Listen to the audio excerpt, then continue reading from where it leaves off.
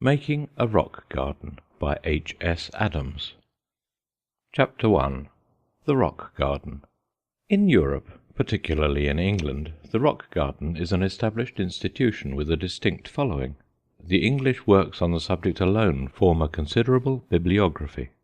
On this side of the Atlantic, the rock garden is so little understood that it is an almost unconsidered factor in the beautifying of the home grounds. There are a few notable rock gardens in this country, all on large estates, and in more instances some excellent work has been done on a smaller and less complicated scale, either by actual creation or by taking advantage of natural opportunities. But for the most part America has confined its rock garden vision principally to the so-called rockery. Now a rockery, with all the good intentions lying behind it, is not a rock garden. It is no more a rock garden than a line of cedars planted in an exact circle would be a wood. A rockery is generally a lot of stones stuck in a pile of soil, or worse yet, a circular array of stones filled in with soil. A rock garden, above all else, is not artificial, at least so far as appearance goes. It is a garden with rocks. The rocks may be few or many. They may have been disposed by nature or the hand of man, but always the effect is naturalistic, if not actually natural. The rock garden's one and only creed is nature. Rock gardens are of so many legitimate, in other words natural, types, that there is not the slightest excuse for a rockery. Even that commonest of excuses, finding a use for stray stones, falls to the ground. Any close observer of nature is familiar with these types. The natural rock gardens range from the patches of alpine plants above the timberline in high mountains, down the lower slopes and through defiles to fields on or near sea level. Not infrequently they come down to the very sea, while sweet waters commonly define, and, what is better, are now and then incorporated in, them. Here a pool, there a brook. The bog, too, the heath, and the desert they take unto themselves, though perhaps only the nearer edge. And does man, by ponderous effort, raise up massive masonry in orderly fashion? One day disorder comes, and nature makes things look natural by another kind of rock garden. Rome's Colosseum and the ruins of Kenilworth Castle are only two of the unnumbered examples of this. Here, in a nutshell, are not only the natural variations of the rock garden, but the inspiration. No rock garden worthy of the name has ever been created by man that did not depend upon a study of those that nature has given the world in prodigal abundance. There were the why and the how of it all, and man simply saw and made use of his observations. The advantages of a rock garden are primarily an element of picturesqueness that nothing else can provide, and the possession of a place in which can be grown some of the loveliest flowers on earth that, if they flourish at all, will never do as well in the ordinary garden as in conditions more or less approximating their natural habitat. Also, it may be made a pleasance of extraordinary attractiveness. Occasionally, and here is one of the most important things to be learned about the rock garden, it is the veritable key to the garden situation. There are small places where no other kind is worth while, if indeed it is possible. Chapter II. The choice of a site. The best site for a rock garden is where it ought to be.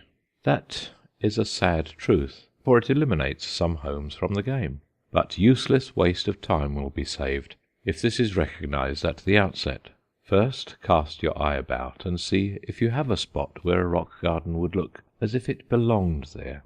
That is the supreme test. If one does not seem to belong there, give up the idea philosophically and take it out in enjoying the rock gardens of other people.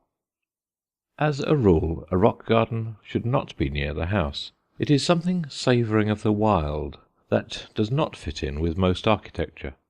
Exceptions are when the house is on a rocky site that makes such planting desirable, if not imperative, and a slope from the rear or one side of a house that seems decided enough to permit of a sharp break in the general landscape treatment. Save in these circumstances, it is better that it should not be in sight of the house. This is not so hard as it sounds. Even on a small place the spot is easily concealed by a planting of shrubbery. Nor should the rock garden, any more than the rockery, be in the lawn, unless it is depressed, and therefore out of sight, or mainly so, from the level.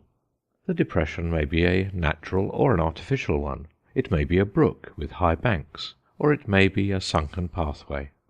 The edge of a lawn is better. A corner of it is better yet, and preferable to either is a bank sloping down from it. The bank on either side of steps leading from one lawn level to another is also a possibility to be considered. Trees need not be altogether avoided. Sometimes they are essential to the pictorial effect. It is not well, however, to place a rock garden near very large trees. The drip is bad, especially for alpines, and the greedy roots not only rob the plants of nourishment, but are very apt to dislocate the stones. Somewhere just outside the real garden is the best place. Then it is only a step from one little world into another that is altogether different. If the rock garden leads to a bit of wood, either directly or through a wild garden, there will be all the more to rejoice over. The more irregularity the site has, or suggests, the better. A rock garden not only should have no straight lines, but it is not well that all of it should be comprehended in a single view, no matter whether the area be large or small. What constitutes a good site is well illustrated by one of the existing American rock gardens. The place is large, and in the rear of the house the grounds are level for a considerable distance, and then drop with a fairly steep bank to a driveway, below which another terrace leads to a meadow. Instead of being continuous, however, the bank above the driveway is broken by a little glen, seemingly leading nowhere, but actually an entrance to both the rear lawn and the formal garden. In this glen is the rock garden, or rather the main part of it. Though bounded on the north, it runs east and west, by the formal garden, and on the south by the lawn. The rock garden can be seen from neither of these, nor from the house. It is conveniently near all three, yet distinctly apart from all. A thin planting of evergreens screens it on the south and east sides, and there is a low hedge between it and the formal garden. The rock garden overflows the glen and runs along the bank on either side, the shady section being devoted to an extensive collection of hardy ferns. Across the driveway there is more rock garden, and then a short stretch of dry wall garden. Such a site as this does not have to be found all made. Given any grounds with a bank and a little imagination, and a glen is a mere matter of shovelling soil. Call it a gorge if you prefer. Either, in miniature, is a favoured rock garden form. So are hill and crest. Thus far, the assumption has been that the rocks have to be gathered up from various parts of the place or brought in from the outside. But many grounds, especially those of country places, have the rocks, often more than are wanted. Although sometimes this is the best of luck, now and then the trouble of blasting and rearranging is about as great as if all the stone had to be found. It does nevertheless make easier the choice of a site. Where rocks are naturally, there they ought to be. Occasionally the rocks are so disposed that there is no choice. The site settles itself, and it is up to you to make the most of it. A single boulder, a few scattered rocks, or a rocky bank can be converted into a simple rock garden without moving a stone. A little judicious planting, and the transformation is complete. A rock garden with water is a rock garden glorified. Wherever possible, without injury to the main scheme, the garden should be brought to the water. Failing that, bring the water to it, if this is practicable, which can be determined when the site is picked out. Chapter 3. The Work of Construction. Spring is the best time to make a rock garden. When the important matter of the proper site has been put in the past, a definite scheme must be planned. Upon the definiteness of this scheme, much of the success of the rock garden will depend. Here, desire will have to be subservient to the situation. It is not so much what you want as what is best in the circumstances. Do not attempt slavishly to copy the rock garden of someone else. All the money in the world would not create an exact duplicate for you, since nature has made no two rocks precisely alike. Study them, of course, get all the ideas you can, but study first and most nature, more particularly its ways in your own neighbourhood. Anywhere there is abundant opportunity. Take a leaf or two from the book of the Japanese gardeners. They are past masters of the art of making rock gardens, with a bit of water thrown in. They make use of comparatively few blossoming plants, but their example is invaluable in the disposition of rocks with simple effectiveness, in the simulation of height and distance, in the proper employment of turf, and in the planting of such small trees and shrubs as are suitable for a rock garden scheme. Measure carefully the space at command, and then lay out the plan on cross-ruled paper. Call each of the little squares a square foot, and the labour will be made easy. Next, figure out a good entrance, and, if possible, an equally good exit, the one invisible from the other. Then outline the main path, which should be as devious as the situation allows, and, if byways cannot be added, provide for bays, or more pronounced recesses. Remember that you are not merely to simulate nature, you are, by a process of compressing much in little, to epitomize it. Then comes the selection of the rocks. Usually the rock close at hand, perhaps on the very grounds, will answer every purpose. If you are not fortunate enough to own any, very likely there is more than one townsman who will be glad to give you all the boulders and smaller rocks that you want, if you will only remove them from spots where they are not desired. The cost of removal, even in the case of boulders of fair size, is not great. Barring quartz rock, which does not look well, almost any kind of natural stone may be used of to the best advantage. Artificial stone should be shunned like the plague. Limestone and sandstone are good materials. Granite is better. Granite, however, does not stratify, and if stratified effects are desired, another stone must be selected. A good plan is to use more than one kind, but to keep them properly apart. Weather-beaten granite is excellent material, and in general it is well to have the rock look anything but newly quarried. Pick out some rocks with a growth of lichen on them, and be sure that this is not disturbed by the moving. Boulders may run up to several tons in weight. Where none is readily obtainable, one can be simulated by ingeniously combining a few small ones, and concealing the joints by the planting of such things as stone crops in earth, which, save in rare cases of sheer necessity, is always used in the construction of a rock garden in place of mortar. If the site is level, the next step is to change all that, first on paper. Unless the lay of the land is all right at the outset, the configuration of the rock garden must not depend wholly upon the upbuilding. There must be some excavations, but no depressions deep enough to catch and hold water just where you will want to walk. Aside from the path levels, building begins with the rocks, not with the soil. This is a highly important point. Place the boulders first. They are the big effects. Aside from that, the heaviest work will be out of the way. Then start in with the outlining base rocks. These should be placed with the largest surface to the ground, and should vary in size.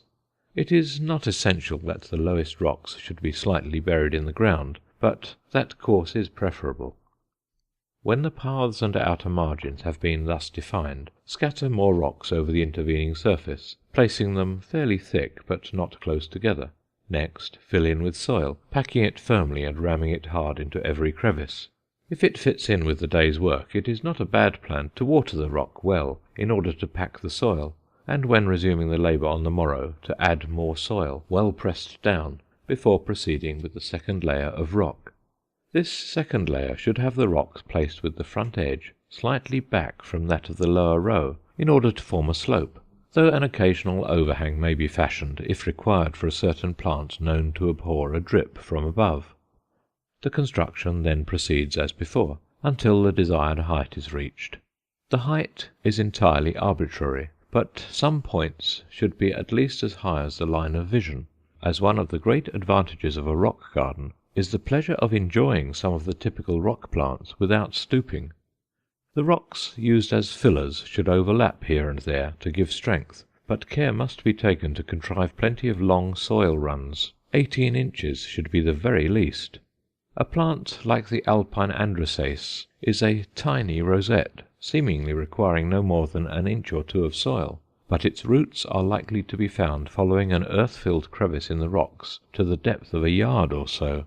It is because of this deep penetration of roots that the soil should be packed so very firm. The roots must be in no danger of loose soil or of striking a hidden hollow. At no point between two stones should the layer of soil be less than 2 or 3 inches thick after being packed hard. If an upper stone is likely to bear down too heavily and crush the plant roots, this may be avoided by placing small stones here and there in the layer of soil. The roots will work between these stones, but there must be a continuous, though not necessarily straight, soil run from the front of the rockwork to the solid filling of earth. The run should slope downward slightly. Rocks calculated to simulate a natural stratification ought to be laid on an incline for proper drainage. Such pieces of rock may also be employed sparsely in wedging, and in the making of the so-called pockets. These pockets are of prime importance in the construction of a rock garden. They hold the only considerable spaces of soil, and are the chief means of colonizing plants, thus providing for pronounced colour effects. They should break the slopes and be irregular in size, shape, and distribution. The large ones may be easily subdivided by small stones when the planting is done, if a further separation of species is desirable. The soil must slope a little from the top, so that there will be no standing water. The drainage of a rock garden is of vital importance. There must be plenty of moisture stowed away behind the rocks against the heat of summer, but all excess must be carried away. The garden should drain naturally, as the hills do. If any doubt exists, make a drainage bed of 8 inches of clinkers before starting to lay the stones. The soil should be a good loam, with a little peat, and stones varying in size from a mustard seed to an almond. A little manure may be used, but it must be old. Chapter 4. Planting the Garden. There are 2 ways of planting a rock garden. One is to do all the crevice planting along with the building, and the other, of course, is to defer everything until the rocks are in place and the soil thoroughly settled. The former plan is a singularly appealing as well as practical one.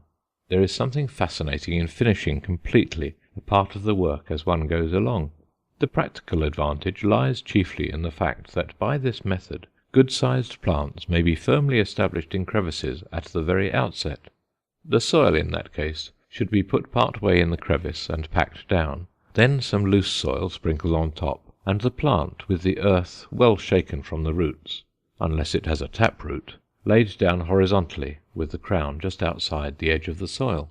Next, spread the roots to follow the soil run, fill up the crevice with more soil, packed well, and follow with more plants of the same kind. Use small stones to wedge plants where it appears necessary.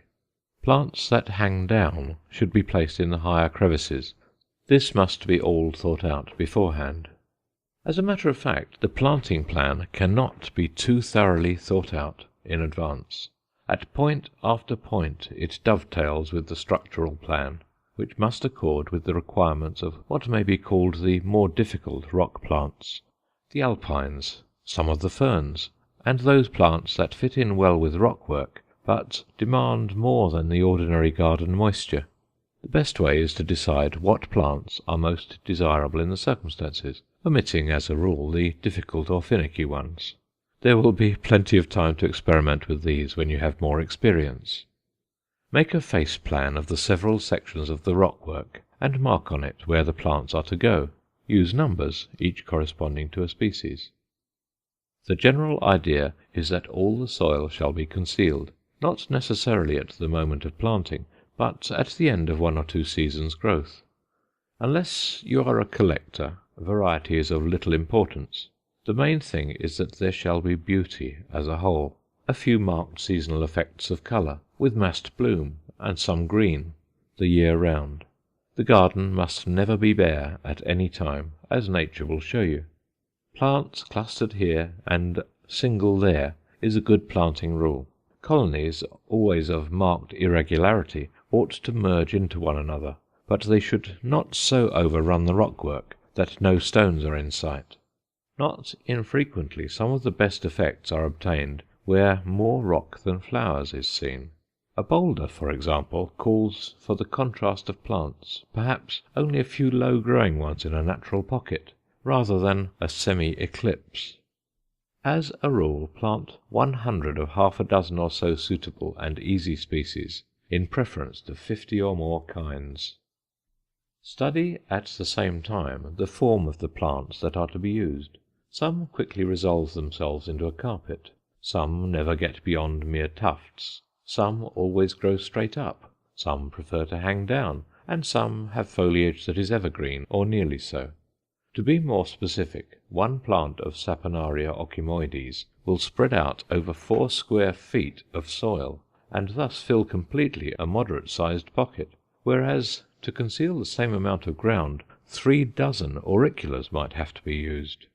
The same is true of the white rock cress, Arabis albida. So too with a crevice. A single plant of one of the trailing stone crops would fill it, perhaps, when a number of rosettes of the smaller kinds of houseleek would be called for. Tall plants, like the foxglove, may sometimes be used in a small group at the end of a bay on the level of the path, but they are best placed behind the rockwork, as a background, or as dominating features of the entrance or exit of the garden. At the entrance or exit, such bold plants make a good bridge between the rock garden and the outer grounds. Spreading and trailing plants should be placed a foot or more above the path level, and most plants with tufts or rosettes of foliage. If the path is broad enough, some of the wide-spreading plants may go at the base of the rocks, but the rule there is to use those of moderate spread, with a few tufted plants, and some that grow upright but are not tall, to lend variety. When the path is of flat stones, irregular in both size and placing, this growth should fill all the soil space, even between the stones. Such a path will be found more than worth while, and not as much of an undertaking as it may seem. Obvious considerations are that plants with a decided hankering after moisture or shade should be favoured in the matter of location, though it is astonishing how adaptive many of them are. Do not plant the weak next to the strong. Unless you are a gardener of eternal vigilance, the weak will have the worst of it before you realize what a mistake you have made. Finally, do not forget that planting is not the end. It is only the beginning of planting. So long as the rock garden exists, there will always be planting. Normal mortality will necessitate some. There will be thinning out, and time will suggest additions and more or less rearrangement. And with the planting goes on the continual care, much of which can be done in the course of the daily walk in the garden, and therefore the loss of time will not be felt. Water in case of a real drought, but use a sprinkler, and do not stop until the ground has been soaked to a depth of a few inches. Mere surface watering is bad enough in the ordinary garden. In a rock garden it is a fatal error, as the growth of roots near the top of the soil leaves the plants in no condition to stand the full force of the summer sun. Go over the garden thoroughly once a year, and all the time keep a sharp lookout for weeds. If the soil is heavy, top dress with grit in the fall. Grit is good for rock plants. Stone chips placed around a plant will prevent too much dampness lodging about the collar in winter. Watch out for weak spots after very heavy rains. Plants for a rock garden. So many plants are suitable for a rock garden that the range of choice is bewildering. In this, as in the laying out of the garden, advisability takes precedence over pure personal desire, though very fortunately it is often not difficult to make the two go hand in hand. A little intelligent thought helps a lot. To the beginner, no better advice can be given than that which applies to the picking out of the rocks. Use the material which is close at hand. This is not by any means a mere suggestion to follow the lines of least resistance. It is far more. In the first place, there is always an endless amount of beautiful and suitable plant life to be had without going far afield.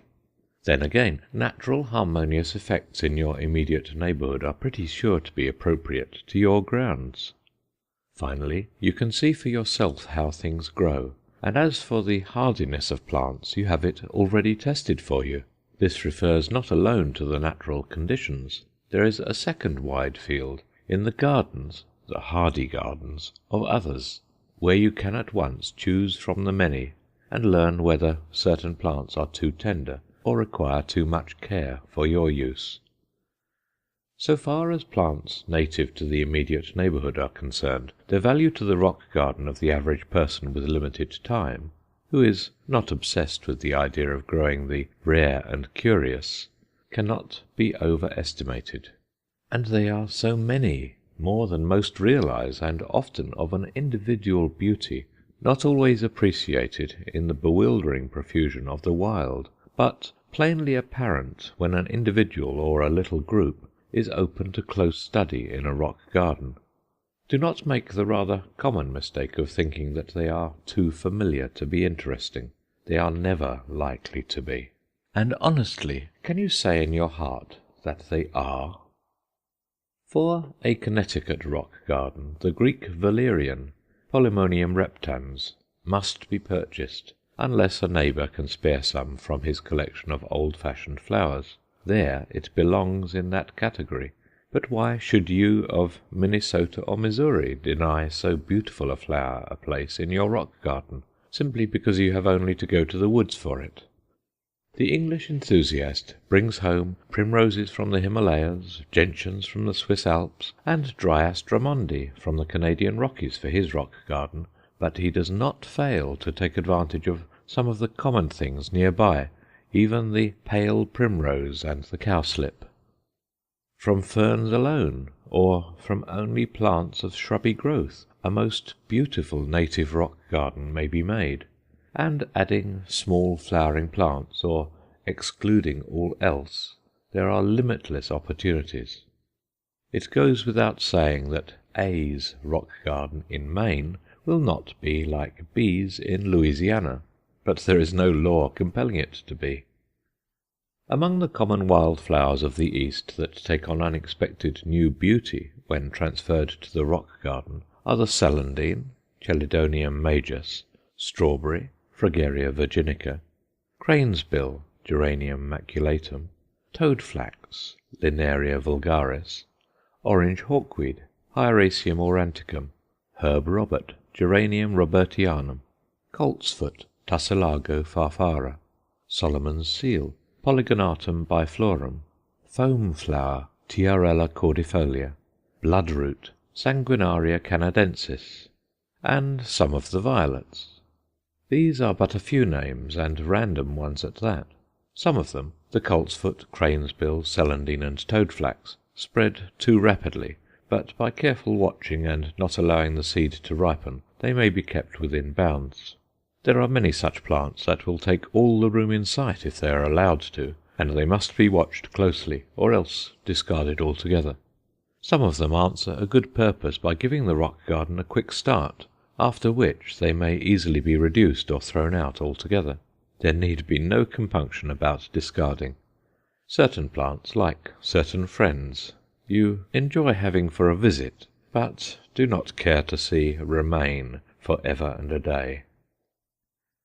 Annuals, as a class, are not desirable for the rock garden. For one thing, the care of renewal is too great. Biennials are almost as much care, but in each case there will always be exceptions that are a matter of individual preference. Few, for example, would have the heart to reject the dainty little purple toadflax of Switzerland, Linaria alpina, just because it is a biennial. The main dependence, however, must be placed on perennials, the plants that, barring accidents, last indefinitely.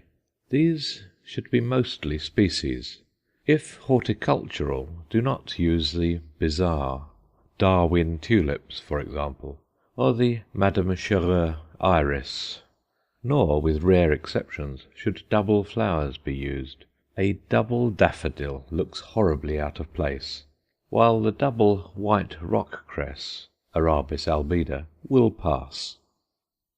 The easy rock garden plants, where the material is not taken from the wild, are to be found in most of the large hardy gardens of the East. Some of them are natives of Europe or Asia, and more than is commonly suspected are at home in other parts of the United States. Among the best of these, for carpets of bloom, are Phlox subulata, Phlox amoyna, Aubritia deltoides, maiden pink, Dianthus deltoides, blue bugle, Ajuga genevensis, white bugle, Ajuga reptans, woolly chickweed, Cerastium tomentosum, creeping thyme, Thymus serpylum, dwarf speedwell, Veronica repens, Saponaria ocomoides, alpine mint, Calamintha alpina, and pink, white, and yellow stonecrops, Sedum. All of them fairly hug the ground. There are other plants that form a carpet of foliage, but the flower stalks rise higher.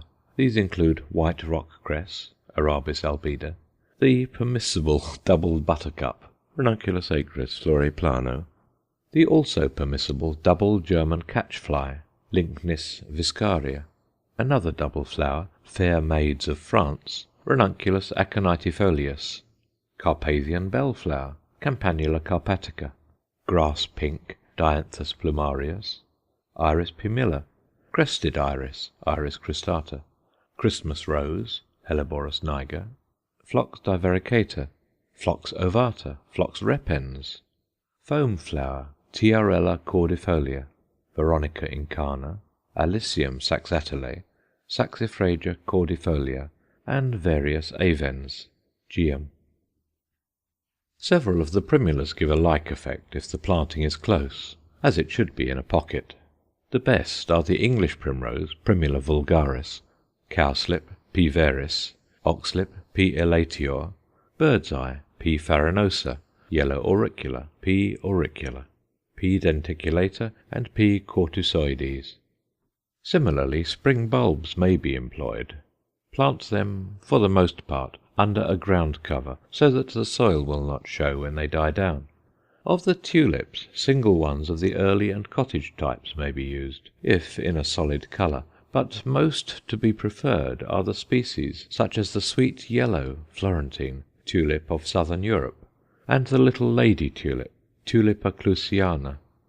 Crocuses are also best in type forms, and the small single yellow trumpet kinds are the finest daffodil material. Single white or blue hyacinths may be used, but better than the stiff spikes of bloom of new bulbs will be the looser clusters of bulbs that have begun to run out in the border. Other valuable bulbs are the snowdrop, Scilla siberica, glory of the snow, Chionodoxa lucilii, guinea hen flower, Fritillaria maliagris, grape hyacinth, Muscaria botryoides, Tritillea uniflora, Allium moli, and the wood and Spanish hyacinths, Scilla nutans and campanulata.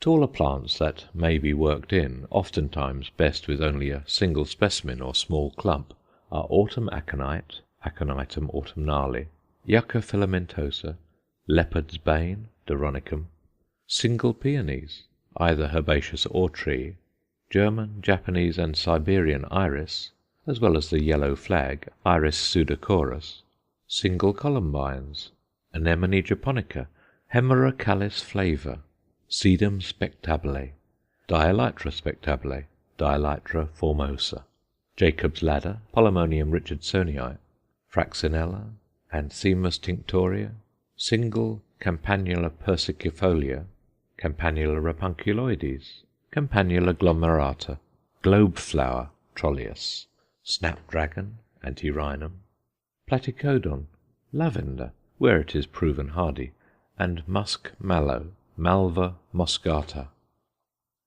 Of the lilies, Lilium philadelphicum, L. elegans, L. speciosum, and L. longiflorum are all desirable, and they thrive in partial shade, though in Japan L. elegans will be found standing out from the rocks in full sunshine.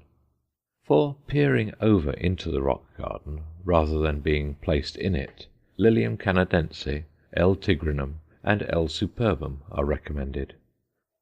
The pick of the low shrubs are the charming Daphne cneorum, which flourishes better for being lifted above the ordinary garden level, and Azalea amoyna.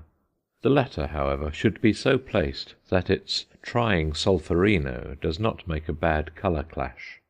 Rhododendrons and mountain laurel fringe a rock garden well, and with one trailing juniper, Juniperus procumbens, will provide a great deal of the refreshing winter green. Single roses, the species, fit in well when there is room for them. Good ones are R. setigera, R. rubiginosa, R. witcheriana, all rampant, and the low R. blanda. The roses would better be at or near the entrance or exit, or far enough above the rockwork not to ramble over small plants. The plants in this list cover all seasons, and vary somewhat in their soil and moisture requirements, but the variation is nothing beyond the ordinary garden knowledge. Most will do better if their preferences are considered, but none is apt to perish with average care.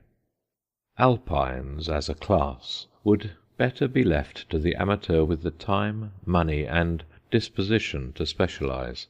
Most of them take kindly to being transferred from a mile or more up in the air to sea level. The Edelweiss, for one, grows here readily from seed, and the exquisitely beautiful Gentiana acaulis thrives in American rock gardens. But, on the whole, alpines do not do as well here as in England, where the summer climate is not so hard on them. When they flourish here, it is at the cost of a great amount of professional care. The wall garden. A wall garden is a perpendicular rock garden, but whereas a rock garden is of all things irregular, a wall garden has regularity. The wall need not be a straight line. It is better that one end should describe a curve, and rocks at the base may give it further irregularity, yet it can never quite lose the air of man's handiwork. The prime object of the gardening on it is to reduce this air to a minimum. The way to make a wall garden is to build a dry wall of rough stones, that is, a wall without mortar. Instead, use soil, and pack it tight in every crevice, as well as behind the stones, which should be tilted back a little to carry water into the soil. This tilting may be accomplished with small stone wedges. The best kind is a 5-foot retaining wall, as there is then a good body of soil behind to which the roots can reach out through the crevices. But a double-faced wall may be made, if the situation demands it, by constructing parallel lines of stones and filling in solidly with soil. Although the face of the wall in either case may be strictly perpendicular, it is better that each layer should recede a bit.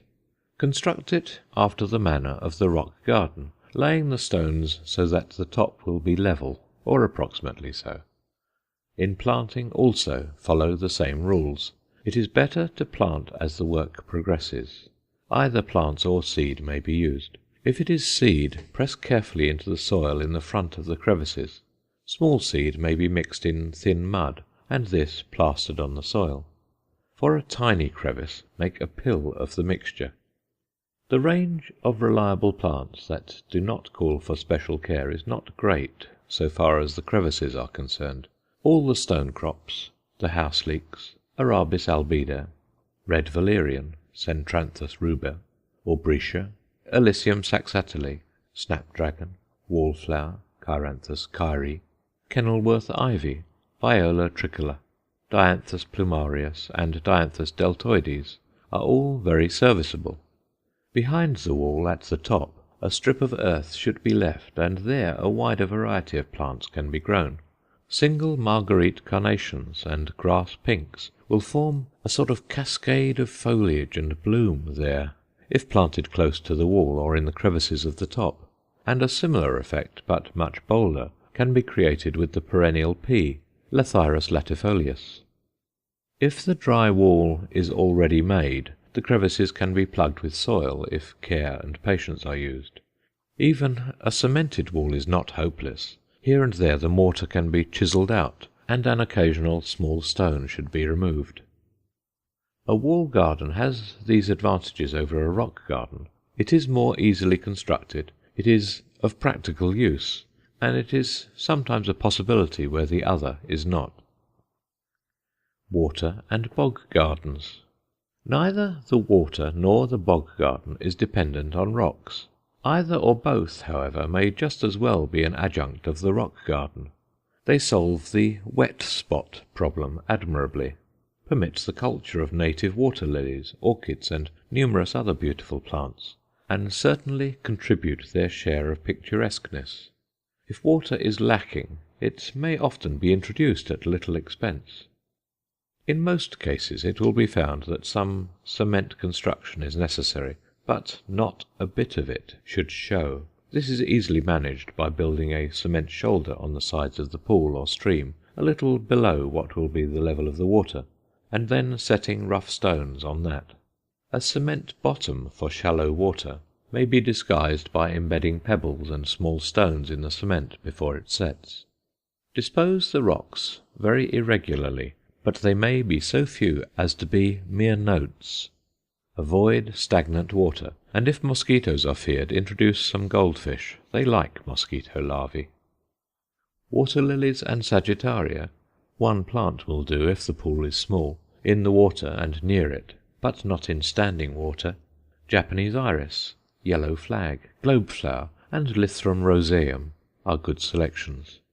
Forget-me-not is one of the finest plants for the banks. Use the perennial kind, Myosotis palustris semperflorens. The bog garden simply reproduces bog conditions. As a rock garden adjunct, it may be a small spot with the perpetually moist and moss-covered soil in which the native Cypripediums and pitcher plants flourish. 18 or 20 inches of suitable soil, a mixture of leaf mould, peat, and loam, in which has been stirred some sand and gravel, must be provided. If an artificial bog, the bottom may be made of cement or puddled clay. The End of Making a Rock Garden by H. S. Adams.